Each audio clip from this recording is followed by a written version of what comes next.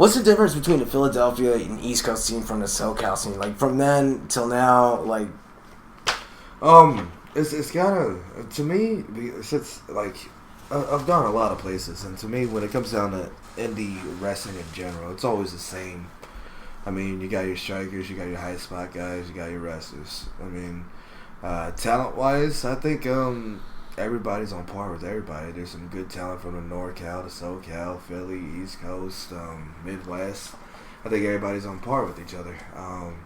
Creativity and all that stuff, it's everywhere as well. I mean, like when it comes down to indie wrestling, I just feel that everything's kind of the same. Mm-hmm. And it could just be more experience value to it. Would you say like there's a different mindset out in different territories from there are in SoCal? No. Oh well, I don't know.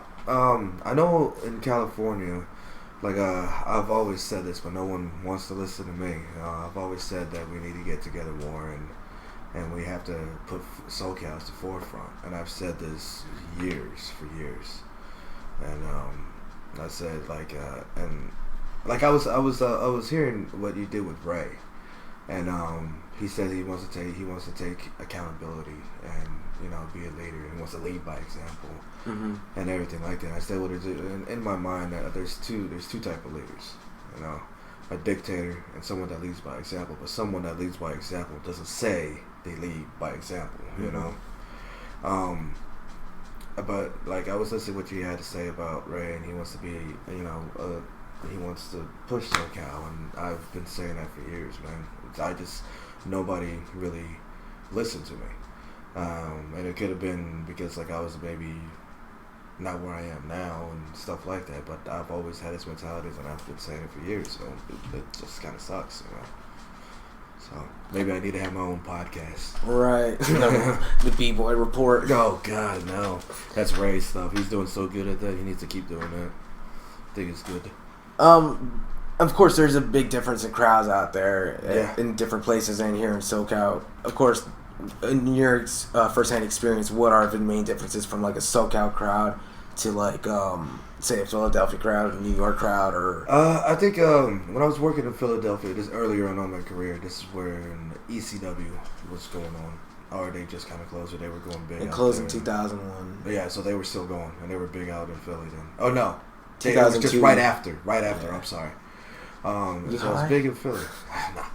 And then out in Philly, and they were already kind of like smarts. You know what I mean? SoCal had a handful of smarts. The SoCal Uncensored crowd. Exactly. You know what I mean? They only had a handful of smarts. Mm-hmm. The East Coast and the East Coast had a lot of smarts. So they were already hip to the game already, knowing what's going on and what they appreciated and doing the chants and all that. It came from there. But with the Midwest, it was a mixture of both. So I mean, that's what I would say the difference of the crowds were. Mm-hmm. I think SoCal just kind of got late to the game because they were watching DVDs of like whether it was PWG or something of that nature. That the crowd is very vocal, Right. And now, like I said back in the day, there was a sprinkle of them. Now there's a whole bunch of guys, especially not guys, but a whole bunch of fans that are more hip to the game now. Mm-hmm. Did you have a preference on working with anyone? Working any crowds like SoCal or East Coast or? Like I have my own favorite crowds. Like one of my top 3 favorite crowds are like range from place to place. You know what I mean? I never had a favorite, but this is just like my top 3 promotions that I've ever wrestled for that I enjoyed. In no particular order, would probably be PWG, CZW, and this place called Freelance Wrestling in Chicago. Those were probably like the 3 cool places, and WXW in Germany. That was awesome too. But crowd wise, I mean, it kind of just goes different audiences, So. After you moved to Philadelphia in around 2003, 2004, I believe. Yeah. 2004. Mm-hmm. you moved back to Southern California in 2005, primarily working with PWG. What was it like coming back? It was cool, man. I was gone for like two years or something like that, and I came back, and they opened up with open arms, and it was cool, man. It was fun, you know, and the fans remembered me as well, so it was like a win-win situation. Like one of your return matches was against El Generico too. Yeah. Any memories of working with him? Oh, he's the best wrestler in the world, bro. He's been the best wrestler. I've said that he's been the best wrestler in the world for the past like 8 years, you know. He makes everybody look good. He's easily one of the easiest people I've ever worked with. He's amazing, man. I mean, that's all I can really say. We also worked with Kevin Steen, PWG. I believe around 10 years ago this month, actually. Yeah.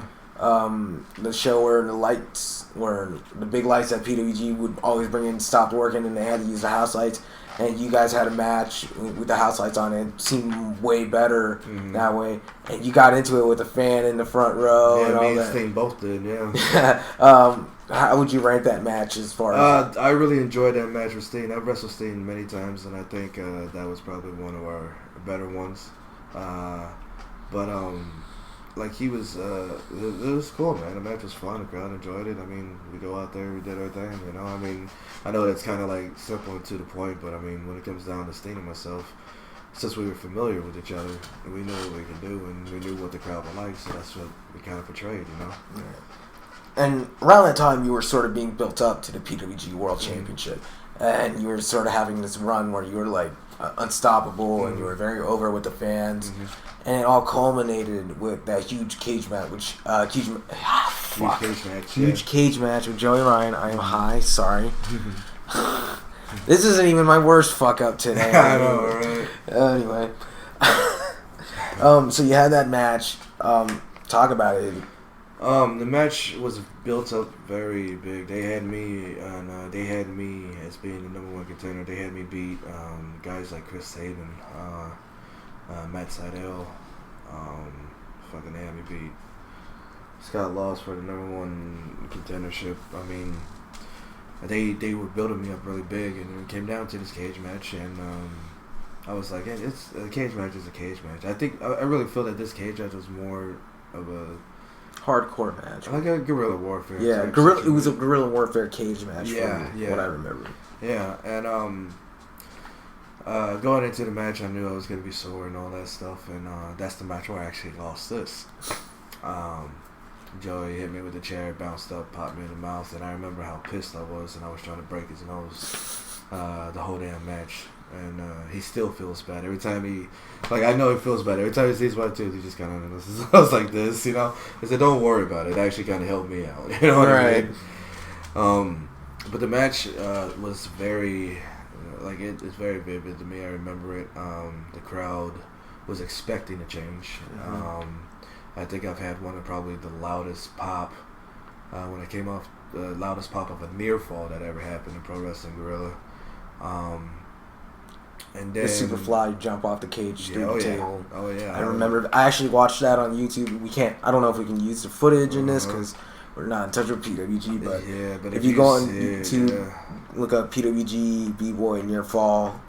I think that's the term. I'll probably put a little note in post production.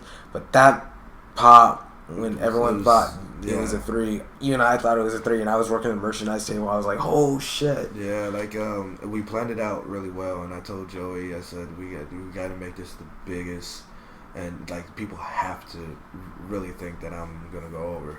And he goes, all right, he brought up an idea, and then I brought up the idea about the other guys coming out, the dive, setting up, and I said this will be perfect if we work it like this. Human Tornado also did that. Yeah, like I was the one that kind of told everybody what was happening. Everybody was cool with. And then from like them coming out brawling to the big deal to the big Superfly, and like the crowd, I knew the crowd was going to be there. Yeah. Like I could read the crowd very well. In PWG, I could read them like the back of my hand. But yeah, it was a 1-2, and the crowd just fucking lost it, already thinking I won. And I was like, And then even when I kicked out, I even told Joey, I said, "Told you," you know what I mean? And it was awesome, man. It's like because it was like so much emotion, so raw emotion. It was raw and real. Yeah, it was real. Yeah. And people were throwing bottles and stuff over the cage when Joey won that match. Yeah, it was absolutely what we wanted. Because what people don't realize is Joey, like, there were some fans who legitimately didn't want Joey to be champion, and they wanted to see you take the belt from him. And they saw me as the threat. Yeah, and then they just bought into it, and it was something magical about that match. I can't really describe, but it worked on so many levels. Yeah, a lot of people were saying like a lot of stuff they did was too much and it went too long. Fuck it, it's wrestling. But this is the thing. This is the thing I always tell people. And I said, if you really didn't watch the moves, like the moves were just moves. Yeah. What really mattered was the story of the match and what happened at the end.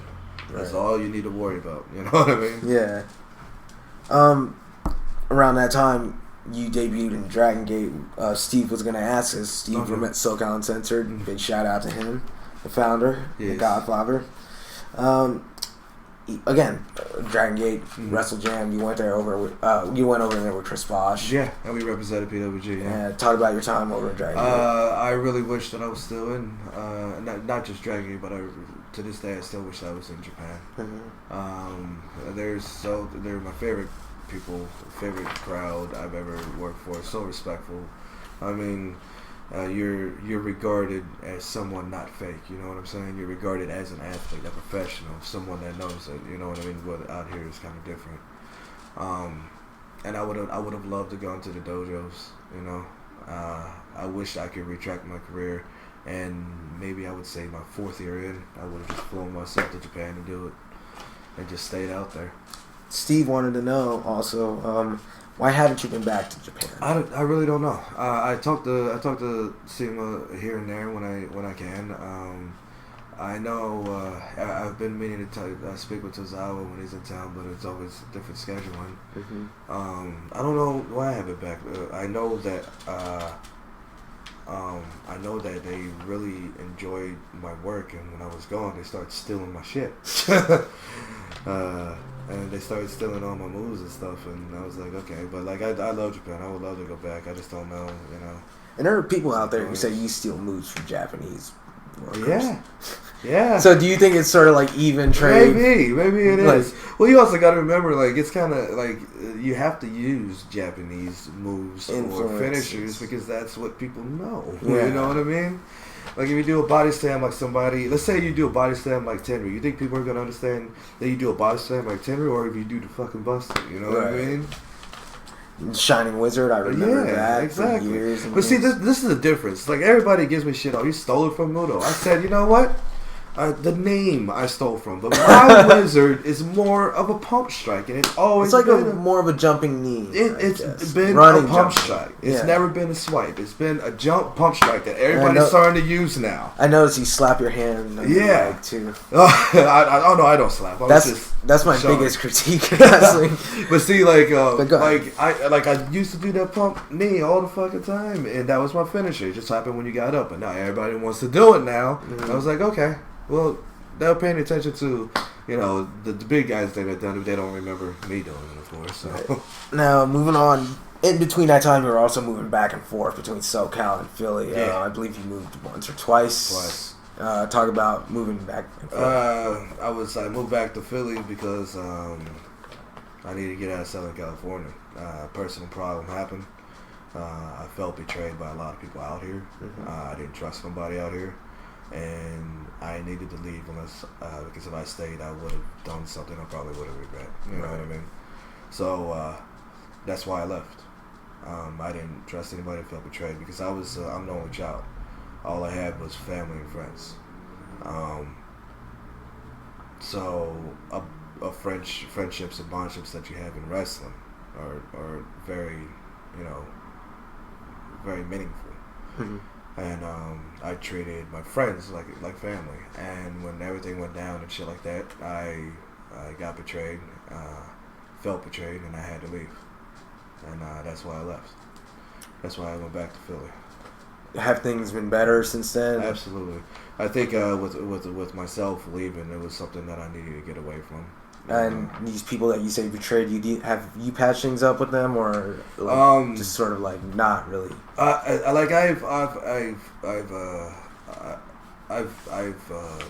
what's the word I'm looking for? I forgave. Let's just say, I forgave, but I never forget. That's always been something with me. Mm-hmm. But like there's been no problems anywhere since I've been back. I mean, when I first came back, I was very cautious. I was alone. I wanted to stay alone a lot of the time and everything like that. And then I was like, you know what? That's not the way to live. Why should I be sheltering my own self? Right. Shit happens for a reason, right? Mm-hmm. So I came back and I was welcomed back with open arms, and I started trusting people again. So that's why I moved to Philly and came back. So spent time out in Philly. Spent time in CZW, trying to look tough. Yeah. Worked with guys like Drake Younger out there. And then you come back to SoCal. Mm. Oh, actually, we're skipping ahead. Okay. I forgot to ask. Yeah. Wrestling Society X. Oh, yes. You were Delicado. Mm-hmm. That was a short-lived series on MTV for people who don't know, 10 years ago. Mm-hmm. Talk about your experiences. Wrestling Society X, all of us were pumped up from the beginning, and then midway, we kind of just realized what was going on. Because these tapings took place in November 2006, I believe. I don't know. I remember it was like a 2-week period. I remember PWG ran a show. Mm.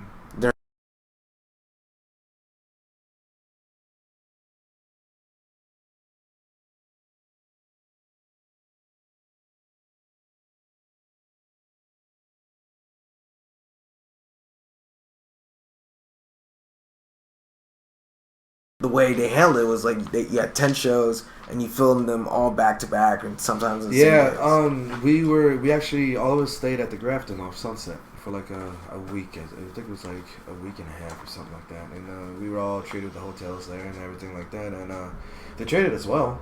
I just think that the people that were involved, besides maybe one person, were new to the wrestling game, and they didn't really, I don't know, I guess they didn't really film it right. Because Kevin Kleinrock was the producer. He, for those who don't know, he ran XPW. Oh, he was a guy behind XPW. He's done a lot of stuff here in SoCal. But it was sort of his vision, and he took it to MTV, and I guess MTV sort of like got their hands on it. I think it was more of a guinea pig thing. But like, let's see how it goes, Because I know Kleinrock worked really hard for WSX, and I mean, going in it, I mean, all of us wish that it goes up because we've been making more money as it is, and then luckily Lucha came around. But yeah, I think it's it was cool while it lasted. We were partying every night. We were fucking on Sunset Strip. You know what I mean? We had free rooms and drinking every night and fucking having cold times being hungover. That's what we were doing. So you returned to SoCal. Now here you are, present day SoCal from then till now. Yeah. Things sort of change. Revolution Pro is gone. UPW, XPW gone. Mm-hmm. Gary App comes in once in a while, but he's sort of just been chill as of late.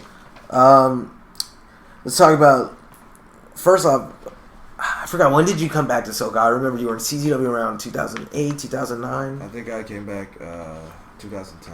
And I believe you were in PWG too. PWG, SoCal Pro, New Wave. Yeah, around those areas, yeah. Any thought, New Wave was a short-lived promotion down in San Diego. It was there for a while, but like, I think 2 or 3 years. Yeah, but I mean, it's better than fucking having one show and what I mean? I wanted to get into the San Diego scene. Yeah. When you came back, as I was saying, New Wave Pro, SoCal Pro, they were coming up. Mm-hmm. For people who don't know, like, what the San Diego scene is like now, like, they with their fuck it. I'm fucking up so bad. For people who know what the San Diego scene is like now, explain to them what it was like before this sort of little revival back when you came back. Bro. I mean, it was pretty bad out here or out there. You know what I mean? Back home and shit. That's why everybody from San Diego was up here in LA trying to get fucking shows, because there was just one promotion, maybe 2 down here, and they were just using certain people, and it was the shits out here, bro. now that now that it's revived and there's actually a couple more promotions coming down and everything like that, it seems like San Diego has the potential to become a hot spot, just like LA or NorCal or something like that. So I know Gus is working on that right now. Around this time, like I mentioned, Revolution Pro closed down, and I think a lot of people can make the argument that Revolution Pro is sort of like a spiritual backbone in SoCal. They produce a lot of great talents like Scorpio Sky, Quicksilver, Chris Bosh, even Tornado, definitely agree. And the Young Bucks, and the list goes on and on and on. Now the Santino Bros is taking their place, I guess. Thoughts on the Santino Bros? And I've gone to a bunch of schools in my career, and whether it was to help, whether it was to do seminars, whether it was to train. In my opinion, I think Santino Brothers is the best school in the country, for the simple fact that they teach you all facets of wrestling, from Greco-Roman to like shoot shit to like fucking MMA stuff to weights to they have 2 rings. You know what I mean? I definitely endorse them. I think they are the best school, hands down. And I also think that anybody in the country, if they're thinking about like fucking training, they should go to Santino's for sure. Yeah, that's what I say. I've popped in. I've actually done a seminar over there, and there was about 20 of there was like maybe 15 Santino students that stayed for it, and then 5 maybe outsiders. You know what I mean? They're committed. They treat them right. They treat their students right. They treat them the right way. You know what I mean? So. And they've sort of also been running their own shows too. Yeah. You've been on them. How do you think these shows have been vital to SoCal's scene? Because it seems like now that they aren't running along with AWS, like they're sort of LA and SoCal sort of in a lull period. And when they were around, it seemed like they caught my attention along with AWS, and they were sort of helping the scene out. Do you think there's sort of like a huge factor here in SoCal? Do you think like there's a promotion or an entity or a school that could change things in SoCal? I think when it comes down to like SoCal being a low period, I mean, I wouldn't say that just because there's not a lot of shows running doesn't mean that SoCal is not a low period. That's not what I'm trying. That's the wrong phrase. I would say trying to get it to where it was in the past is what I'm trying to say. Yeah. Okay. Yeah. The rebuilding years. Yeah, I would say that SoCal is rebuilding right now because there's been a couple of good promotions that just popped up. You know, I think AWS fills the void of, or was the void of SoCal. I think Santino's was running every day. At the end of the year, they started running, but like AWS has been around longer than them. Right. I think AWS fills the void. I think it's just kind of hard when everybody kind of figured, I have a little bit of money, let's put on a show, and then they realize they don't make no money, right? And they're out, Around the time you got back, IWL became a pretty interesting topic here in SoCal. You ended up eventually working for them, but when they started out trying to get the attention of the SoCal scene, they were sort of frowned upon, and they had a stigma of using backyard talent. I think one of the more infamous IWL moments was the dime sack incident. I don't know if you ever saw that, where one of the guys, he would come on the boards, he would talk a lot of shit saying IWL deserved to be on the front page, but they were using a lot of untrained guys. But they had a few guys like Joey Ryan in the Bucks, Marcus Riot, Johnny Suave on their shows, and that was their justification. But this guy was an untrained worker. He did this sit-out powerbomb off the top of a cage at the marketplace and through a table, and he broke his leg. Oh, my God. Yeah. It's up on YouTube for people who want to see it. Okay. And I'll show you after. Okay. I'll show you after. But he did that spot, and afterwards everyone was shitting on IWL. IWL was sort of like considered a redheaded stepchild of SoCal. And to this day, they've gotten respect. They've started to use good workers like yourself, Ray Rosas. They brought in Drake Younger. They've used the Young Bucks before. But they also use guys still from that era, guys like Justin Reich, Eric Cross, Johnny Suave, guys who might not be seen as like decent workers in the indie scene and don't really get booked outside of their promotion. You think that sort of holds IWL back, and you think those guys like, you think they're a benefit to that promotion, or do you think they just like hurt Vic's product? And do you think being associated on shows with them hurts you in a way? I think first of all that Vic Luna he's a visionary, you know what I mean, and he has a very good vision, and he, not to take anything away from Vic, he's a solid dude, and he gave us permission to use his footage, so shout out to Vic. Even though I trashed his shit, I'm sorry, Vic. Nothing personal. Sorry. Go ahead. It's like he's creative, and he's actually a really professional type guy. You know what I mean? He loves to take care of workers, and you know, if you give him 100%, he'll give you 100%. He's a class act.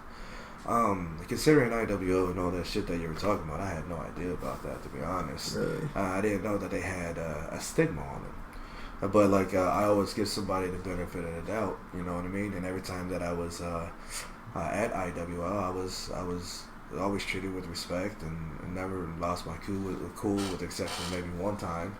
And you want to talk about that one time? We can. Go ahead. I think it was just more match wise. It was me and myself, Tyler Bateman, and Chris Cadillac, and Johnny Suave in the match. And I'm a perfectionist. You know what I mean?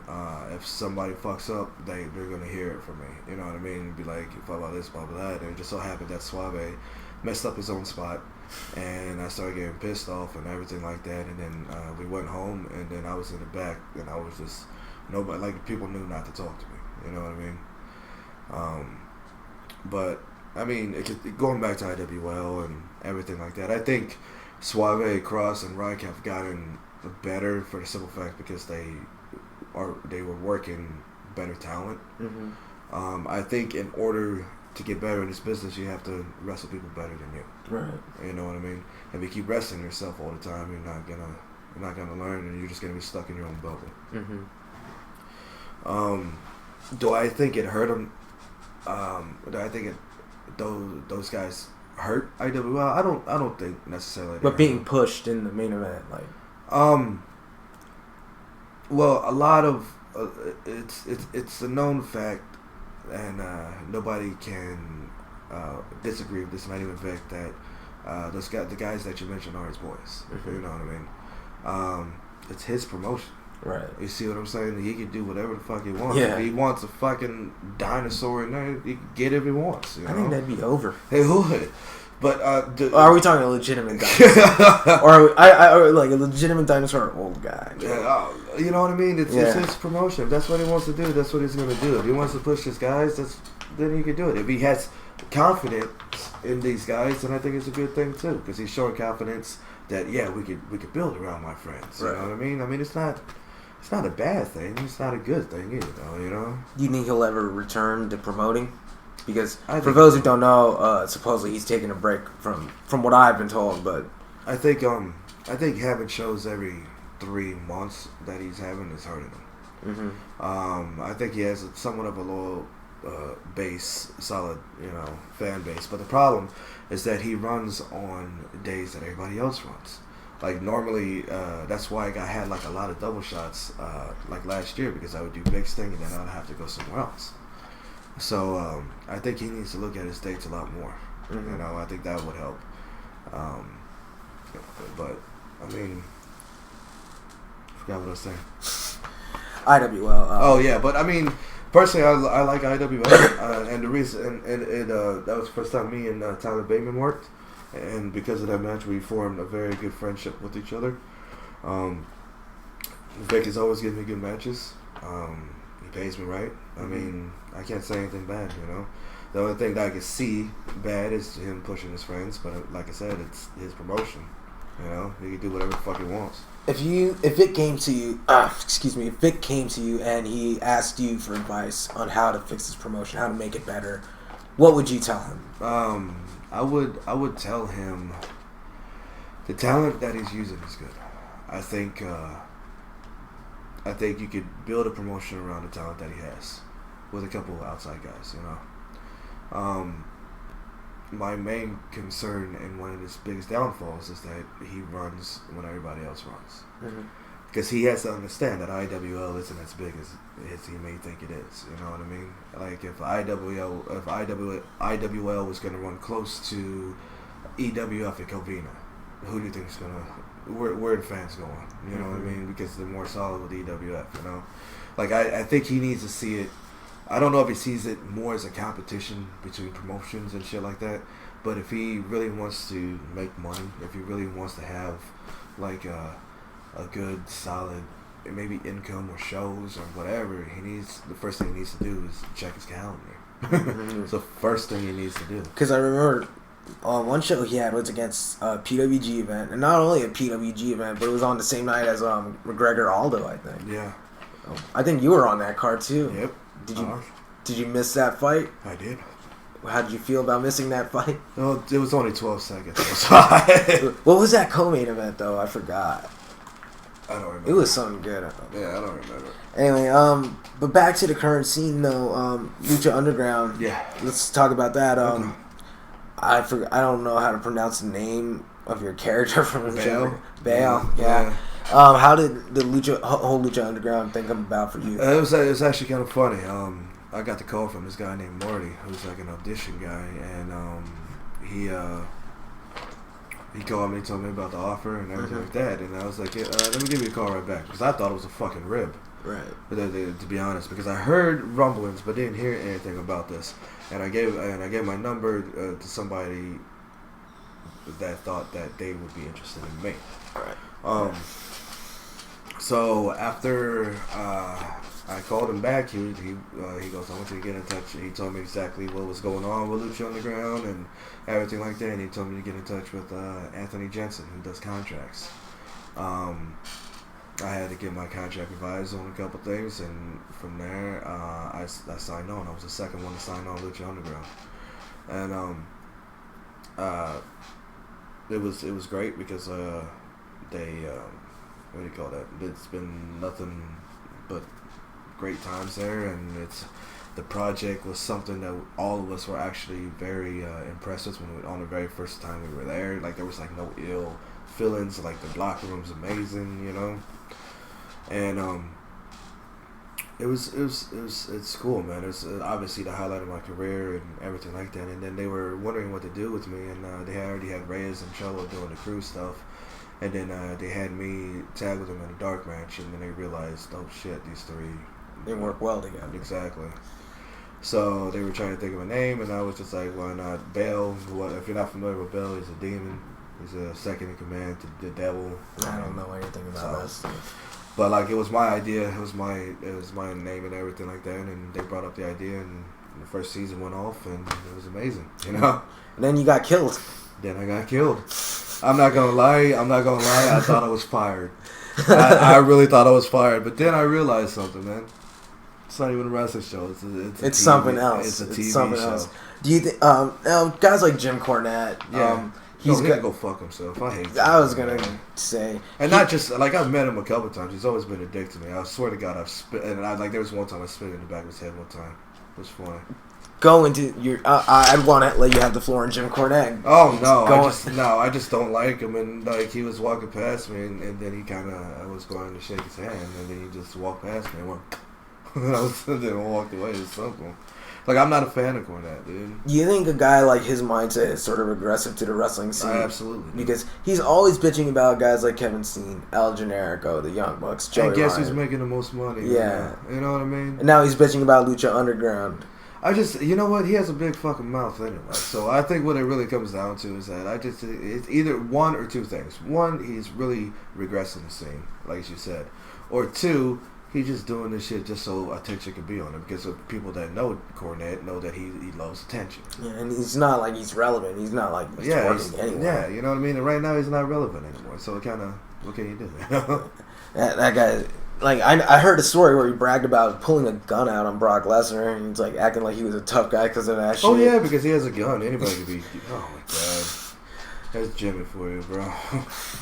But besides Jim Cornette, and I'm sure a few others, but I don't really pay much attention to that shit. Like a lot of the feedback to Lucha Underground has been wildly positive. Yeah. Everyone says it's innovative, it's different, it's unique because Absolutely. it's not a traditional wrestling show. It's like a actual television series, but with wrestling matches thrown in. When you first heard about the project, what were your thoughts on it? Like before you got even signed on as a talent, the concept that the guy that called me, he told me about everything that was going on. He told me about the project, and I'm not gonna lie. At first, I thought it was just going to be like another WSX thing. I thought it was just going to be a one and done, and what changed my mind and what made me sign, because I already had my contract revised. All I had to do was sign. In the office of Chris DeJoseph, I think Chris Roach and Matt Stallman. They all gave me a conference call, and they weren't trying to sell it. You know what I mean? They just wanted to talk. And we were just talking and talking and talking. And these guys just knew what they were talking about and everything like that. And then I was sold just by talking to them, you know? And then I told them, yeah, I signed it and everything like that. And they were genuinely happy, you know? Like they told me the very first season that, like, since I was second to sign and everything, that they would never forget that. Like, they were like, because I took a giant step just like anybody else did, but I was one of the first few. And like it's amazing, man. Like, everything's been working out. I wish I could be on TV a little bit more, but I died. So, but I mean, it's been like I said, man. Lucha Underground has been amazing. It's obviously fucking transcending the game to another level right now. The vignettes and the dirty grittiness, the TV show, the wrestling in general, the talent, the fucking acting, everything's just there. You know what I mean? Would you say Lucha Underground promos and vignettes are different from your regular, from anything you've ever done before? Absolutely. Would you say it's like you're not really doing wrestling promos? Would you say you feel like you're doing acting? Absolutely. Because like, I mean, like, and another thing is that they'll have the call time. Like, we did promos one time, and the call time was like at 6:30. We were supposed to be on like at 7:30, 8 o'clock. And then I remember we didn't leave till like 1 in the morning. Yeah, dude. So I mean, it's acting. It's multiple angles. They keep reshooting. It's crazy, man. It's like it's really walking into like a set. Like when you walk in a temple, you see a wrestling ring. You think like, oh shit, it's a wrestling ring. Nah, man, it's a whole fucking set.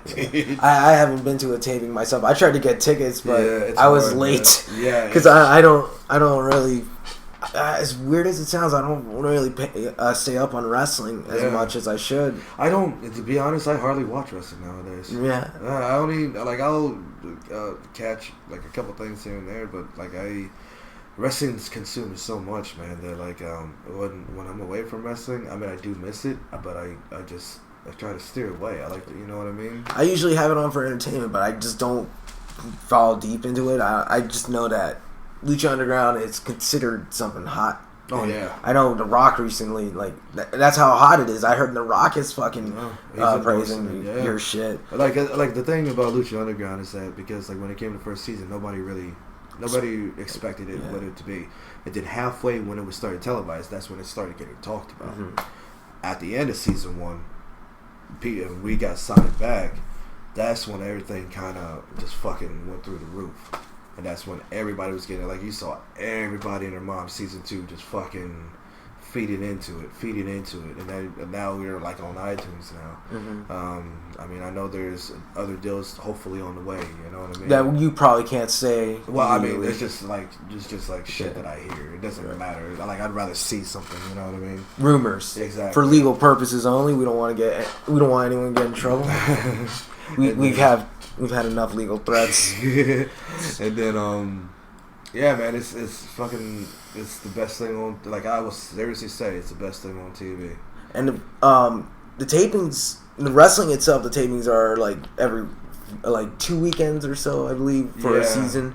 Like, how much taping that goes on when you're doing Lucha Underground? How much of it is taping for the show, and how much is it actual wrestling filming?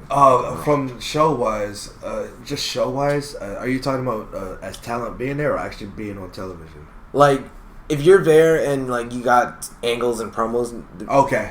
Like, are you there more than you are wrestling, doing that stuff? We sometimes our call times are at 8:30 in the morning, and the first show doesn't start till 4. Mm-hmm. So that's like almost like a 6-hour period, maybe an 8-hour period. Yeah. Yeah, I just did the math in my head. That's how slow it is. Period.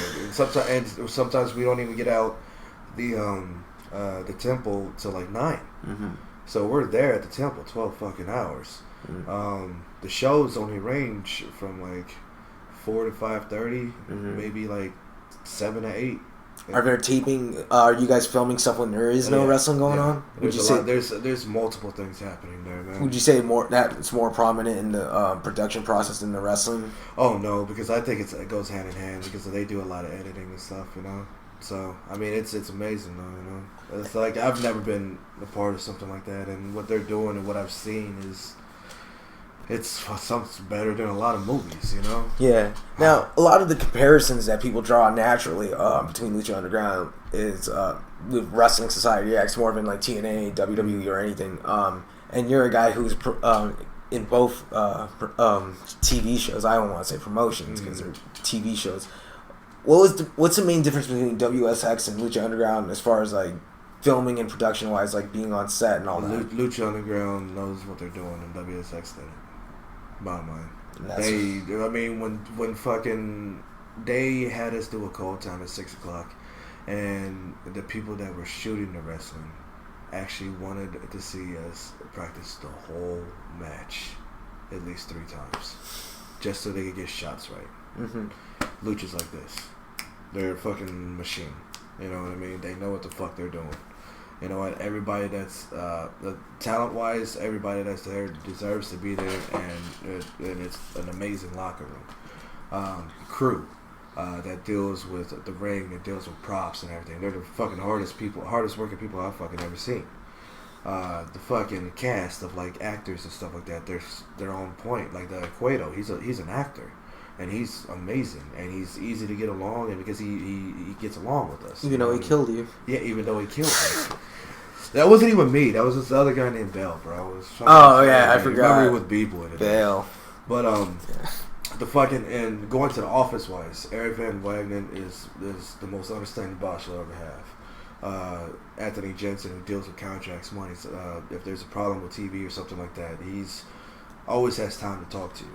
DJ, Roach, Matt, they're always willing to work with you and want to talk to you. You know what I mean? So it's like, it's really interesting, and it took a while for me. And I don't know if I've been here for this, but like I'm a very detail oriented person. I was my own boss for the past 17 years. I handled my flights, handled my money, handled this, handled that, everything. Mm-hmm. It was a hard transition for me to go into Lucha and then put my trust in them, being fucked over by so many promotions and shit like that. So like I was always asking, and I don't know if I was a pastor or anything, but I was always asking, what about this, what about that, what about this? And it was for my own personal use, and probably because of my past, because I'm so detail oriented and I'm so used to knowing shit that it was hard for me to be like, them to be like, oh, don't worry about it, you know what I mean? Yeah. It was hard. It was a hard transition, and then I started opening up and understanding, and then when I opened up, saw back and saw what the fuck was going on, like the big picture, instead of seeing, you know, a DVD. It's like the analogy of seeing a DVD of a wrestling tape and going to the fucking temple. You know what I mean? So it's like it's big, dude. It's been nothing but good things for me over there. Any stories about Robert Rodriguez? I personally haven't met him yet. No. I was there. I wasn't there when he was there, but like from what I heard, he's awesome. I heard Burnett's awesome. Mm-hmm. Machete's the man. How Danny Trejo? How hands-on have Rodriguez and Burnett been on this? I wouldn't be able to tell you. I honestly don't know. I mean, the way I see things, my bosses are these people. Anthony Jensen, DJ Roach, Stallman, Wagner, and Liz Pena, who handles all the talent and stuff. Those are my bosses. I don't know what the fuck's going on. I don't want to know. I just want the show to just keep going. Now, how much consultation did these people have with the wrestling industry before putting the show together? Like, with Lucha, I believe they had a affiliation with AAA in the beginning, but I think from what I know, like I know they use AAA talent. I mean, obviously there's a good relationship there if they're still there. You know, I mean, I don't know if I can touch on anything else, but I mean, like they must be working with each other, you know? Yeah, because they seem to understand wrestling. And even though they're doing a TV show. Oh no! See, this is the thing that people don't understand. Do you know who DJ is? He was Big Dick in WWE. He was a writer. Oh, Big Dick Johnson. Yeah, that's okay. DJ. I did not, because I knew they had WWE writers. That was Krista Joseph, and him and Matt, I believe, were on WWE as writers. Okay. But the thing is that I think they're also producers on shows like The Apprentice and Big Brother and stuff like that. So they have an easy time transitioning. Oh yeah, and they know exactly. You know what I mean? Especially DJ. DJ knows what the fuck. Because I didn't know much about Lucha Underground in the beginning. I just knew that they had WWE writers, but it was a Robert Rodriguez, Mikey Burnett production or something like that. Mm-hmm. But now we know all this. Coming soon, there's going to be a show at South by Southwest for Lucha Underground. Soon. Yeah. What do you see in the future for Lucha Underground? Do you see them like doing like possible house shows or big events? Well, if you think about it, they're already doing a big event or a house show when they do that South by Southwest. But more of those in the future. Future-wise, the way that Lucha's going, I see a lot of shit happening. They're gonna fucking take. I mean, they made a stamp. You know what I mean? They made an impression on the wrestling world. Now it's gonna be a process of taking it over, and I truly believe that it will. Because nothing can touch them on certain things. That's right.